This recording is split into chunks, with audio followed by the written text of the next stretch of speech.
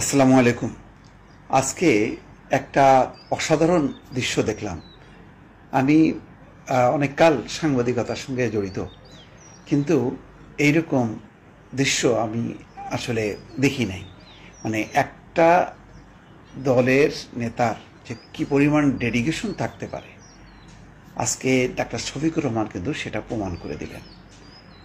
তিনি অসুস্থ হয়ে ঢলে পড়ে গেলেন, আবার উঠে দাঁড়ালেন, বক্তৃতা দিলেন, আবার পড়ে গেলেন, কিন্তু মাইক্রোফোন তিনি ছাড়েননি। তিনি বক্তৃতা শেষ করেছেন এবং শেষ সময় তিনি বলেছেন, অনেকেই আমাকে বলেছেন যে বক্তৃতা শেষ করেন, আর বক্তব্য দেবেন না, আপনি অসুস্থ হয়ে পড়বেন। তিনি বলছিলেন হায়াত মৌত আল্লাহর কাছে, যখন আল্লাহ ডাক দেবে তখন কেউ আমাকে ফেরাতে পারবে না, আমাকে যেতে হবে। সুতরাং আমি শেষ করব, আমার যতক্ষণ পর্যন্ত দম আছে, জীবন আছে, আমি শেষ করব। তিনি শেষ করেছেন। আমি অবাক হয়ে গেলাম। মানে এই ধরনের অনেককে হয় যে পড়ে যায়, এ হয়, তারপর শেষ, মানে আর বক্তব্য দিতে দেয় না, কিন্তু তিনি কিন্তু দিয়েছেন। এবং সেই সঙ্গে দেখলাম যে এই রাজনৈতিক দলের নেতাকর্মীরা কী ধরনের সুশৃঙ্খল।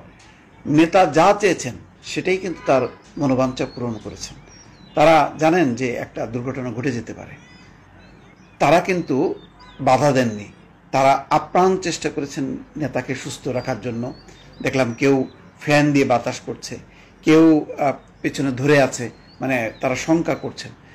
এবং এত বড় সমাবেশে কোনো উচ্ছৃঙ্খলা দেখা যায়নি, একদম শৃঙ্খলার সাথে পুরো বিষয়টা তারা নিয়ন্ত্রণ করলো। এবং দেখলাম শেষে একজন ডাক্তার এসে, নিশ্চয়ই দলীয়, সে তার বিপি চেক করছে, অর্থাৎ তার যে প্রেশার কত ফল করলো, কি অবস্থায়।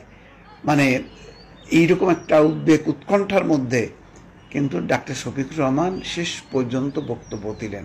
তার বক্তব্যের আমি বিষয়বস্তু বলবো না, দুর্নীতি মুক্ত সমাজের কথা বলেছেন যে আগের এই। আসসালামু আলাইকুম। আজকে একটা অসাধারণ দৃশ্য দেখলাম।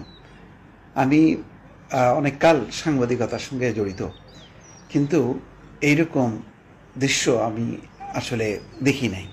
মানে একটা দলের নেতার যে কি পরিমাণ ডেডিকেশন থাকতে পারে, আজকে ডাক্তার শফিকুর রহমান কিন্তু সেটা প্রমাণ করে দিলেন। তিনি অসুস্থ হয়ে ঢলে পড়ে গেলেন, আবার উঠে দাঁড়ালেন, বক্তৃতা দিলেন, আবার পড়ে গেলেন, কিন্তু মাইক্রোফোন তিনি ছাড়েননি। তিনি বক্তৃতা শেষ করেছেন এবং শেষ সময় তিনি বলেছেন, অনেকেই আমাকে বলেছেন যে বক্তৃতা শেষ করেন,